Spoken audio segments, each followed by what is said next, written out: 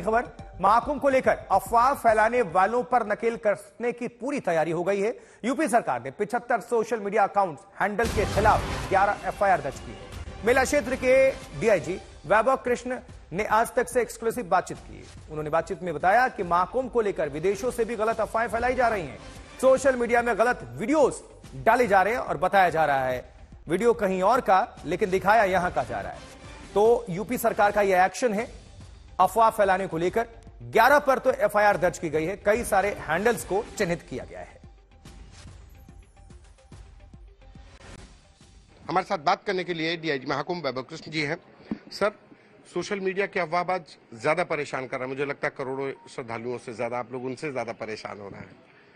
देखिए, ये केवल अफवाह ही नहीं है, ये अपराध है और डिस्टॉर्ट करके, फैक्ट्स डिस्टॉर्ट करके लोगों को गुमराह करना और एक दहशत फैलाना, पैनिक फैलाना, अशांति का माहौल क्रिएट करना, ये एक अपराध है। इसमें हम लोगों ने एफआईआर पंजीकृत की है। पिछले एक माह में 11 एफआईआर पंजीकृत की गई हैं 75 सोशल मीडिया अकाउंट्स पर, जिसमें कि फेसबुक, ट्विटर, इंस्टाग्राम के अकाउंट्स हैं। और इन लोगों ने जो अपलोड किए थे अपने सोशल मीडिया प्रोफाइल से, वो टोटल अनरिलेटेड, महाकुंभ से टोटल अनरिलेटेड कंटेंट था। जैसे कि इजिप्ट में कोई घटना हुई, उसे महाकुंभ का कह के डाल दिया गया। नेपाल में एक घटना हुई, उसे महाकुंभ का कह के डाल दिया गया। हम लोग एक मॉक ड्रिल, फायर की मॉक ड्रिल करा रहे थे महाकुंभ में, उसे कह के डाला गया कि महाकुंभ में बस स्टैंड पे आग लग गई और कई जगह पे आग लग गई और उसमें जनहानि हुई। तो इस तरीके से सोशल मीडिया प्रोफाइल्स जो ऑर्गेनाइज्ड वे में ऐसे कंटेंट अपलोड कर रहे थे, उनके खिलाफ एफआईआर पंजीकृत की गई है और इन सभी कंटेंट्स को आईटी एक्ट के अंतर्गत हटवाया जाएगा और इनके खिलाफ लीगल एक्शन आगे भी कराया जाएगा। किस तरीके की कार्रवाई, क्योंकि इससे तो तमाम जो अफवाह फैल रही है उसे कई बार उपद्रव होने की, कई बार भगदड़ मचने की भी कंडीशन आ सकती है, अप्रिय स्थिति भी हो सकती है। तो इनसे निपटने के लिए इनको कैसे कानूनी सबक सिखाएं, क्योंकि बड़ा चैलेंज ये है कि लोग रुकेंगे कैसे। देखिए, जो भी इस तरीके के गतिविधि में संलग्न होगा, जो दहशत फैलाने वाली और गलत जो है तथ्य अपलोड करने वाली है, उसमें एफआईआर होगी और इसमें कानूनी कार्रवाई आगे भी की जाएगी। ये जो एफआईआर दर्ज की गई है, इसमें भी कानूनी कार्रवाई की जाएगी। सिमर चावला हमारे साथ, हमारे संवाददाता जुड़े हुए हैं। सिमर, ऐसे शरारती तत्व जो कि अफवाह फैलाकर भगदड़ मचाने की स्थिति पैदा करते हैं, उत्पन्न करते हैं, उनके खिलाफ सख्त कार्रवाई की पूरी तैयारी, और होनी भी चाहिए यह कार्रवाई, क्योंकि आस्था के नाम पर जिस तरह से खिलवाड़ करके लोगों को गुमराह करने की कोशिश होती है, वो कहीं से भी ठीक नहीं।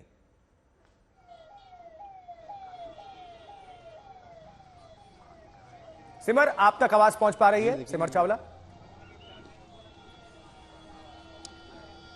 जी बिल्कुल आशुतोष, मुझे आपकी आवाज मिल रही है जी। जो एक्शन हुआ है और जो एक्शन हो रहा है, जो लोग भी अफवाह फैला रहे हैं, उसको लेकर क्या इस वक्त आपके पास जानकारी?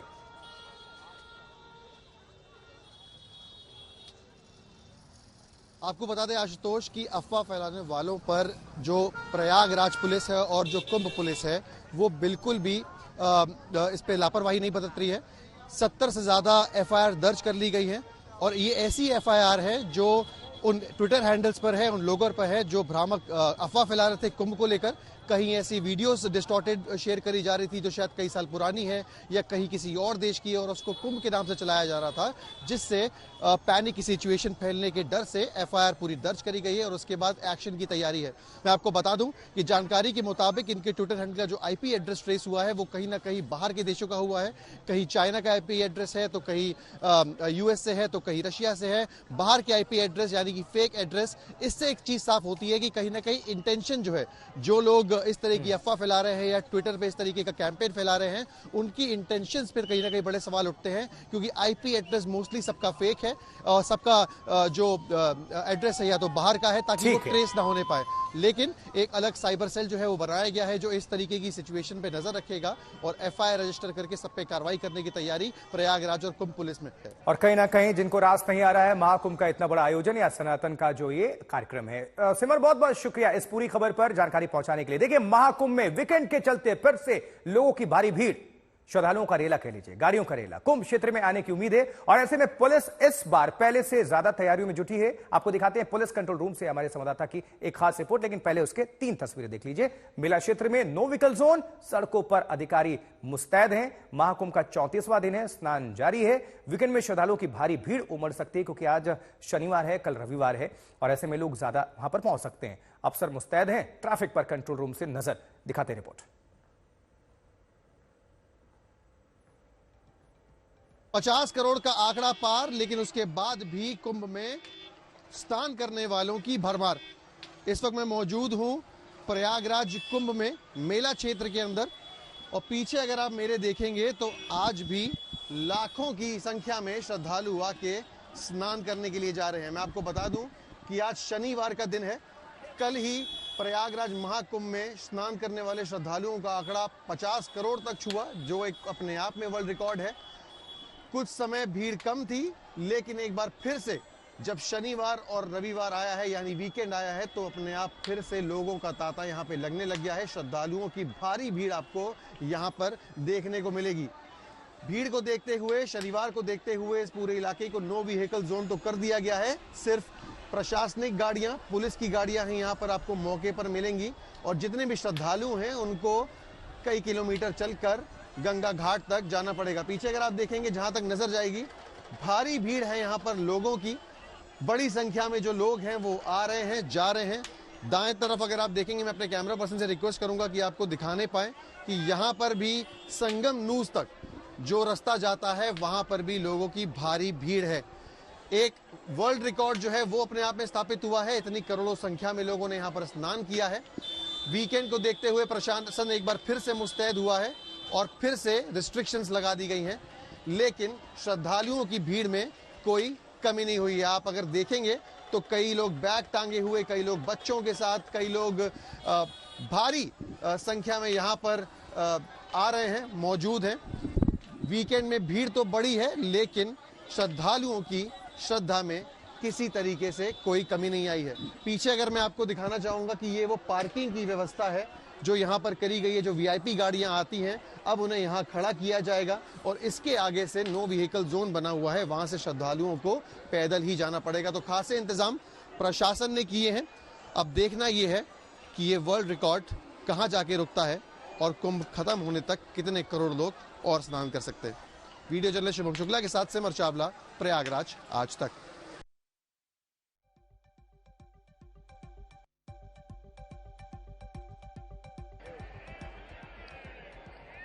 प्रयागराज महाकुंभ में वीकेंड पर जैसी उम्मीद थी कि श्रद्धालुओं की संख्या में अचानक बड़ा इजाफा होगा, वो सड़कों पर कुंभ क्षेत्र में नजर भी आने लगा है। मैं इस समय पर संगम नूस के उस रास्ते पर मौजूद हूं और आप पीछे देखिए कि किस तरीके से लोगों का रेला नजर आ रहा है। लोग आ रहे हैं, जा रहे हैं। बीते शनिवार और रविवार को वीकेंड पर अचानक उमड़ी भीड़ से जो व्यवस्थाएं चरमराई थी, आज वो व्यवस्थाएं सुव्यवस्थित नजर आ रही हैं। पुलिस ने अपना होमवर्क किया, जगह जगह पर बैरिकेडिंग लगा करके भीड़ को रेगुलेट किया जा रहा है। और ये आप देखिए सामने, ये संगम नोज है और संगम नोज पर सिर्फ और सिर्फ लोग जाकर के स्नान करने के लिए जा रहे हैं। अपनों को ला करके, जो लोग चल नहीं सकते हैं उनको व्हील चेयर से ला करके स्नान कराया जा रहा है। हर तरीके से लोग स्नान करने की कोशिश कर रहे हैं। कोई सुबह आकर के स्नान कर रहा है और जय श्री राम के नारों के साथ उत्साह है। भले ही 5 से 10 किलोमीटर का सफर इनको तय करना पड़े, प्रयागराज जंक्शन हो या प्रयागराज का आउटर इलाका। आज चूंकि नो व्हीकल जोन घोषित कर दिया गया है, ऐसे में नो व्हीकल जोन के चलते गाड़ियों की आवाजाही पर पूरी तरह से पाबंदी लगा दी गई है। और ये आपको आगे जो संगम नोस की तरफ जो वीवीआईपी इलाका है, वहां पर एसडीआरएफ और एनडीआरएफ की टीमें लगातार पेट्रोलिंग कर रही हैं, लगातार नजर रख रही हैं। लोगों के आने का सिलसिला लगातार जारी है। जो जगह जगह पर बैरिकेडिंग लगाई गई, पुलिस कर्मी लगातार गाइड कर रहे हैं लोगों को कि कहां से जाना है, कहां नहीं जाना है। अनाउंसमेंट्स हो रहे हैं। और देखिए, पुलिस फोर्स भीड़ को रेगुलेट करने के लिए जो सबसे ज्यादा जो कारगर होती है, वो होती है घुड़सवार पुलिस। और ये घुड़सवार पुलिस भीड़ को रेगुलेट करने के लिए लगातार हर सेक्टर में गश्त कर रही है और खास करके संगम के इलाके पर भीड़ घुड़सवार पुलिस भीड़ को रेगुलेट कर रही है, सीटी बजा करके उनको आगे ठहरने नहीं दे रही है। संगम पर स्नान करें और सीधे आगे बढ़ जाएं, इस बात के लगातार अनाउंसमेंट्स हो रहे हैं। एक तरीके से एडवेंचर स्पोर्ट्स का सिलसिला भी शुरू हो गया है। देखिए पैराग्लाइडिंग भी हो रही है, और कहा जाए कि ये ड्रोन शॉट्स के जरिए इस पूरे विहंगम दृश्य को हर कोई कैद करना चाहता है। कोई मोबाइल से विहंगम दृश्य को कैद कर रहा है तो कोई अपने कैमरे के जरिए। लेकिन इतना जरूर है कि इतना बड़ा समागम जिसमें 50 करोड़ श्रद्धालुओं के आने का सिलसिला पूरा हो चुका है। आज 50 करोड़ से 10 लाख हो चुके हैं और अभी ये सिलसिला लगातार आज जारी रहेगा, कल जारी रहेगा। आज और कल बहुत बड़ी चुनौती प्रयागराज पुलिस के लिए, प्रयागराज एडमिनिस्ट्रेशन के लिए कि कैसे इस भीड़ को, श्रद्धालुओं को स्नान भी कराना है और भीड़ को नियंत्रित भी करना है। कैमरा पर्सन संजय के साथ संतोष कुमार, आज तक। तो महाकुंभ को लेकर अखिलेश यादव और मुख्यमंत्री योगी आदित्यनाथ के बीच जुबानी जंग भी जारी है। दोनों एक दूसरे पर सियासी तीर दाग रहे हैं।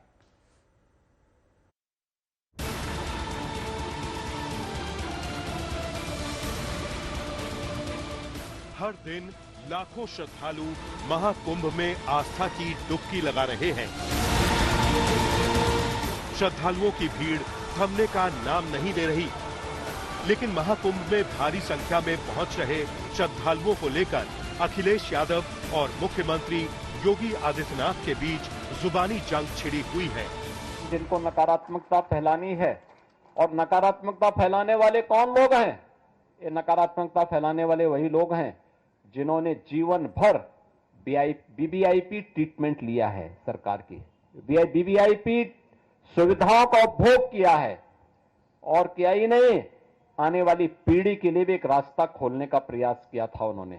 क्या यही विकसित भारत की तस्वीर होगी जिसमें आप ट्रैफिक मैनेज नहीं कर पा रहे हैं? आप हर शहर में ये कहा गया कि कोई शहर से निकले नहीं, सबके सब वहीं पर रुक जाएं, आगे नहीं जा सकते, दर्शन नहीं कर सकते।